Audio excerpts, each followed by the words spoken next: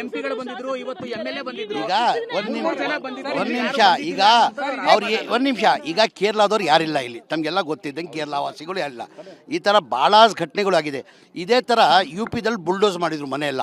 ಏನೀಗ Kerala chief minister UPಗೆ ಹೋಗಲಿಲ್ಲ, ಅವಾಗ ಚುನಾವಣೆ ಇರಲಿಲ್ಲ. ಈಗ ಏಪ್ರಿಲಲ್ಲಿ ಚುನಾವಣೆ ಬರ್ತದೆ ಹಿನ್ನೆಲೆಯಲ್ಲಿ ಇದೆಲ್ಲ ರಾಜಕೀಯ. ಅವ್ರು ಏನಾರ ಮಾಡಂಗಿದ್ದಿದ್ರೆ ಮಾನ್ಯ ಕೇರಳ ಮುಖ್ಯಮಂತ್ರಿಗಳು ಏನಾರ ಬಡವ್ರ ಬಗ್ಗೆ ಕಾಲೇಜ್ ನಾನು ಮಾಡಂಗಿದ್ರೆ ಕೊಡಬೇಕಾಗಿದೆ ಅನುದಾನ. ತಗೊಳಪ್ಪ, ಕೇರಳ ಕಡೆಯಿಂದ ಬಡವ್ರು ನಮ್ಮ ಪಕ್ಷದ ವತಿಯಿಂದನೋ ಇಲ್ಲ ಸರ್ಕಾರ ವತಿಯಿಂದನೋ ಇಷ್ಟು ಮನೆಗಳು ನಾವು ಕೊಡ್ತೀವಿ ಅಂತ. ಈಗ ನಮ್ಮದು ನಾವು ಘೋಷಣೆ ಮಾಡಿದ್ವಿ, ನಮ್ಮ ಸರ್ಕಾರದಲ್ಲಿ ಫ್ಲಡ್ಡಲ್ಲಿ ಮನೆಗಳು ಹಾಳಾಗಿತ್ತು. ಮನೆ ಮುಖ್ಯಮಂತ್ರಿಗಳು 100 ಮನೆ ಕಟ್ಕೊಡ್ತೀರಿ ಅಂತ ಹೇಳಿದರು. ನಾವು ಕಟ್ತಾ ಇದ್ದೀವಿ, ನಮ್ಮ ಇಲಾಖೆಯಿಂದನೇ ರಾಜೀವ್ ಗಾಂಧಿಯಿಂದನೇ ಕಟ್ಕೊಡ್ತಾ ಇದ್ದೀವಿ. ಆ ಥರ ಘೋಷಣೆ ಮಾಡಬೇಕಾಗಿತ್ತು. ಇವ್ರು ಬರೀ ರಾಜಕೀಯ ಮಾಡೋಕ್ಕೆ ಬಂದಿರೋದು. ಇವರು ಬಡವ್ರ ಬಗ್ಗೆ ಕಾಳಜಿ ಯಾರಿಗಿಲ್ಲ. ಬಡವ್ರ ಬಗ್ಗೆ ಘೋಷಣೆ ಮಾಡಿಲ್ಲ. ಸಂಘ ಸಂಸ್ಥೆಗಳು, ಕೇರಳದ ಸಂಘ ಸಂಸ್ಥೆಗಳು ಇಲ್ಲಿ ಜನರಿಗೆ ಸಹಾಯ ಮಾಡ್ತಿದ್ದಾರೆ. ಈಗ ನಾನು ಹೇಳ್ತಲ್ಲ, ಎಲ್ಲ ಇಲ್ಲಿ ಬಂದಿರೋದು ರಾಜಕೀಯ ಮಾಡೋಕ್ಕೆ. ನಮ್ಮ ಪಕ್ಷ ಇರೋದೇ ಬಡವ್ರ ಪರ ಪಕ್ಷ. ನಾಳೆ ಮಧ್ಯಾಹ್ನ 11 ಗಂಟೆಗೆ ಮನೆ ಮುಖ್ಯಮಂತ್ರಿಗಳು ಮೀಟಿಂಗ್ ಆದಮೇಲೆ ಒಳ್ಳೆ ಸುದ್ದಿ ಕೊಡ್ತೀವಿ. ಇಲ್ಲಿ ತನಕ ಮಾಧ್ಯಮಗಳಲ್ಲಿ ಈ ರೀತಿಯಾದಂತಹ ವಿಚಾರ ಪ್ರಸ್ತಾಪ ಆಯಿತು ಅನ್ನುವಂಥದ್ದನ್ನ ತಾವು ಪ್ರಸ್ತಾಪ ಪಡಿಸಿದ್ರಿ. ಬಟ್ ಆಗಿರುವಂಥದ್ದು ಕೇರಳ ಸರ್ಕಾರ ಟ್ವೀಟ್ ಮಾಡಿ ನ್ಯಾಷನಲ್ ಇಶ್ಯೂ ಮಾಡುವಂತ ನಿಟ್ಟಿನಲ್ಲೇ ಇದನ್ನ ಬಿಂಬಿಸಿರುವಂಥದ್ದು. ಅಂದ್ರೆ ರಾಜ್ಯ ಸರ್ಕಾರ, ಕಾಂಗ್ರೆಸ್ ಸರ್ಕಾರವೇ ಇದನ್ನ ಬುಲ್ಡೋಸರ್ ನೀತಿಯನ್ನು ಅನುಸರಿಸುತ್ತಿದೆ ಅನ್ನುವಂಥದ್ದನ್ನ ಒತ್ತಿ ಹೇಳುವಂತ ಪ್ರಯತ್ನವನ್ನ ಅಲ್ಲಿನ CM ಹೇಳ್ತಾರೆ. ಅದಾದ್ಮೇಲೆ ನಿಯೋಗ ಕೂಡ ಬರುತ್ತೆ ಅಲ್ಲಿಗೆ. ಕರ್ನಾಟಕದ ಹೆಸರನ್ನು ಆಯ್ತು, ಅವರು ನಿಯೋಗ ಬಂದಿದ್ರಲ್ಲ, ಏನ್ ಸಹಾಯ ಮಾಡಿದ್ರು ಅವ್ರಿಗೆ?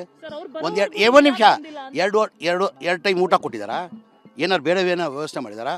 ಬಂದರು, ಶೋ ಮಾಡಿದ್ರು, ಹೋದ್ರು. ಈಗ ನಾವು ಕೇರಳ ಇದ್ದದ್ದು ಫ್ಲಡ್ಡಲ್ಲಿ ಮನೆಗಳು ಹಾಳಾಗಿತ್ತು. ನಮ್ಮ ಸರ್ಕಾರ ವತಿಯಿಂದ 100 ಮನೆ ಕಟ್ಕೊಡ್ತಾ ಇಲ್ಲ. ಅವರು ಘೋಷಣೆ ಮಾಡಬೇಕಾಗಿತ್ತು. ಬಡವ್ರ ಬಗ್ಗೆ ಕಾಲೇಜ್ ಇದ್ದಿದ್ರೆ ಆಯ್ತಪ್ಪ, ಹಿಂಗೆ ಅನ್ಯಾಯ ಆಗಿದೆ, ನಮ್ಮ ಕಡೆಯಿಂದ ಒಂದು 100 ಮನೆ ಕಟ್ಕೊಡ್ತೀವಿ ನಾವು ಕೇರಳ ಸರ್ಕಾರ ವತಿಯಿಂದ ಅಂತ ಘೋಷಣೆ ಮಾಡಬೇಕಾಗಿತ್ತು. ಕರ್ನಾಟಕದಲ್ಲಿ ಯಾಕೆ ಬಂದು ಪಾಲಿಟಿಕ್ಸ್ ಮಾಡಿದ್ರು? ಅದಕ್ಕೆ ರಾಜಕೀಯ ಚುನಾವಣೆ ಇದೆ. ಏಪ್ರಿಲಲ್ಲಿ ಚುನಾವಣೆ. ನಾಳೆ ಇದಕ್ಕೆಲ್ಲ ಫುಲ್ ಸ್ಟಾಪ್. ನಾಳೆ ನಮ್ಮ ಸರ್ಕಾರ ಇರೋದೇ ಬಡವ್ರ ಪರ ಸರ್ಕಾರ. ನಾಳೆ ನಿಮಗೆ 11-12 ಗಂಟೆಗೆ ಒಳ್ಳೆ ಸುದ್ದಿ ಸಿಗ್ತದೆ. ನಿವಾಸಿಗಳು ಹೇಳ್ತಾ ಇರುವಂತದ್ದು, ಬೈಯಪ್ಪನಹಳ್ಳಿ ಹತ್ರ ವಸತಿ ಯೋಜನೆ ಅಡಿಯಲ್ಲಿ, ಅಂದ್ರೆ ರಾಜೀವ್ ಗಾಂಧಿ ವಸತಿ ಯೋಜನೆ ಅಡಿಯಲ್ಲಿ 1200 ಮನೆಗಳನ್ನ ನಿರ್ಮಾಣ ಮಾಡಿದ್ದಾರೆ. ಇಲ್ಲಿನ ನಿವಾಸಿಗಳಿಗೆ ಅಲ್ಲಿ ಮನೆಗಳನ್ನ ಈಗ ಅದಕ್ಕೆಲ್ಲ ಯಾರು ತೀರ್ಮಾನ ತಗೊಳ್ಬೇಕಾಗಿರೋದು? ಮನೆ ಸಿದ್ದರಾಮಯ್ಯ ಕೇಳಿ. ಇಲ್ಲೇ ಪಾಪ ಕೃಷ್ಣ ಬೈರೇಗೌಡರು ಪಾಪ ಆಚೆ ಹೋಗಿದ್ದಾರೆ. ಅಲ್ಲಿಂದ ಡೈಲಿ ನನಗೆ ಇವತ್ತು ನೋಡಿ ನಸೀರ್ ಅಹಮದ್ ಜೊತೆನೂ ಮಾತಾಡಿದ್ರು, ನನ್ನ ಜೊತೆನೂ ಮಾತಾಡಿದ್ರು. ಅವ್ರು ಪದೇ ಡೈಲಿ 2-3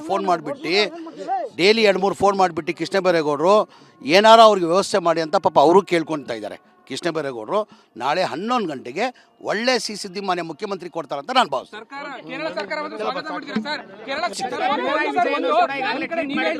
ಎಂಪಿಗಳು ಬಂದಿದ್ರು, ಇವತ್ತು MLA ಬಂದಿದ್ರು. ಈಗ ಒಂದ್ ನಿಮಿಷ ಈಗ ಅವ್ರಿಗೆ ಈಗ ಕೇರಳದವ್ರು ಯಾರಿಲ್ಲ ಇಲ್ಲಿ, ತಮಗೆಲ್ಲ ಗೊತ್ತಿದ್ದಂಗೆ ಕೇರಳ ವಾಸಿಗಳು ಯಾರಿಲ್ಲ. ಈ ಥರ ಭಾಳ ಘಟನೆಗಳಾಗಿದೆ. ಇದೇ ಥರ UPದಲ್ಲಿ ಬುಲ್ಡೋಸ್ ಮಾಡಿದ್ರು ಮನೆಯೆಲ್ಲ. ಏನೀಗ ಕೇರಳ ಚೀಫ್ ಮಿನಿಸ್ಟರ್ UPಗೆ ಹೋಗಲಿಲ್ಲ, ಅವಾಗ ಚುನಾವಣೆ ಇರಲಿಲ್ಲ. ಈಗ ಏಪ್ರಿಲಲ್ಲಿ ಚುನಾವಣೆ ಬರ್ತದೆ ಹಿನ್ನೆಲೆಯಲ್ಲಿ ಇದೆಲ್ಲ ರಾಜಕೀಯ. ಅವ್ರು ಏನಾರ ಮಾಡಂಗಿದ್ದಿದ್ರೆ ಮಾನ್ಯ ಕೇರಳ ಮುಖ್ಯಮಂತ್ರಿಗಳು ಏನಾರ ಬಡವ್ರ ಬಗ್ಗೆ ಕಾಲೇಜ್ ನಾನು ಮಾಡಂಗಿದ್ರೆ ಕೊಡಬೇಕಾಗಿದೆ ಅನುದಾನ. ತಗೊಳಪ್ಪ, ಕೇರಳ ಕಡೆಯಿಂದ ಬಡವ್ರು ನಮ್ಮ ಪಕ್ಷದ ವತಿಯಿಂದನೋ ಇಲ್ಲ ಸರ್ಕಾರ ವತಿಯಿಂದನೋ ಇಷ್ಟು ಮನೆಗಳು ನಾವು ಕೊಡ್ತೀವಿ ಅಂತ. ಈಗ ನಮ್ಮದು ನಾವು ಘೋಷಣೆ ಮಾಡಿದ್ವಿ, ನಮ್ಮ ಸರ್ಕಾರದಲ್ಲಿ ಫ್ಲಡ್ಡಲ್ಲಿ ಮನೆಗಳು ಹಾಳಾಗಿತ್ತು. ಮನೆ ಮುಖ್ಯಮಂತ್ರಿಗಳು 100 ಮನೆ ಕಟ್ಕೊಡ್ತೀರಿ ಅಂತ ಹೇಳಿದರು. ನಾವು ಕಟ್ತಾ ಇದ್ದೀವಿ, ನಮ್ಮ ಇಲಾಖೆಯಿಂದನೇ ರಾಜೀವ್ ಗಾಂಧಿಯಿಂದನೇ ಕಟ್ಕೊಡ್ತಾ ಇದ್ದೀವಿ. ಆ ಥರ ಘೋಷಣೆ ಮಾಡಬೇಕಾಗಿತ್ತು. ಇವ್ರು ಬರೀ ರಾಜಕೀಯ ಮಾಡೋಕ್ಕೆ ಬಂದಿರೋದು. ಇವರು ಬಡವ್ರ ಬಗ್ಗೆ ಕಾಳಜಿ ಯಾರಿಗಿಲ್ಲ. ಬಡವ್ರ ಬಗ್ಗೆ ಘೋಷಣೆ ಮಾಡಿಲ್ಲ. ಸಂಘ ಸಂಸ್ಥೆಗಳು, ಕೇರಳದ ಸಂಘ ಸಂಸ್ಥೆಗಳು ಇಲ್ಲಿ ಜನರಿಗೆ ಸಹಾಯ ಮಾಡ್ತಿದ್ದಾರೆ. ಈಗ ನಾನು ಹೇಳ್ತಲ್ಲ, ಎಲ್ಲ ಇಲ್ಲಿ ಬಂದಿರೋದು ರಾಜಕೀಯ ಮಾಡೋಕ್ಕೆ. ನಮ್ಮ ಪಕ್ಷ ಇರೋದೇ ಬಡವ್ರ ಪರ ಪಕ್ಷ. ನಾಳೆ ಮಧ್ಯಾಹ್ನ 11 ಗಂಟೆಗೆ ಮನೆ ಮುಖ್ಯಮಂತ್ರಿಗಳು ಮೀಟಿಂಗ್ ಆದಮೇಲೆ ಒಳ್ಳೆ ಸುದ್ದಿ ಕೊಡ್ತೀವಿ. ಇಲ್ಲಿ ತನಕ ಮಾಧ್ಯಮಗಳಲ್ಲಿ ಈ ರೀತಿಯಾದಂತಹ ವಿಚಾರ ಪ್ರಸ್ತಾಪ ಆಯಿತು ಅನ್ನುವಂಥದ್ದನ್ನ ತಾವು ಪ್ರಸ್ತಾಪ ಪಡಿಸಿದ್ರಿ. ಬಟ್ ಆಗಿರುವಂಥದ್ದು ಕೇರಳ ಸರ್ಕಾರ ಟ್ವೀಟ್ ಮಾಡಿ ನ್ಯಾಷನಲ್ ಇಶ್ಯೂ ಮಾಡುವಂತ ನಿಟ್ಟಿನಲ್ಲೇ ಇದನ್ನ ಬಿಂಬಿಸಿರುವಂಥದ್ದು. ಅಂದ್ರೆ ರಾಜ್ಯ ಸರ್ಕಾರ, ಕಾಂಗ್ರೆಸ್ ಸರ್ಕಾರವೇ ಇದನ್ನ ಬುಲ್ಡೋಸರ್ ನೀತಿಯನ್ನು ಅನುಸರಿಸುತ್ತಿದೆ ಅನ್ನುವಂಥದ್ದನ್ನ ಒತ್ತಿ ಹೇಳುವಂತ ಪ್ರಯತ್ನವನ್ನ ಅಲ್ಲಿನ CM ಹೇಳ್ತಾರೆ. ಅದಾದ್ಮೇಲೆ ನಿಯೋಗ ಕೂಡ ಬರುತ್ತೆ ಅಲ್ಲಿಗೆ. ಕರ್ನಾಟಕದ ಹೆಸರನ್ನು ಆಯ್ತು, ಅವರು ನಿಯೋಗ ಬಂದಿದ್ರಲ್ಲ.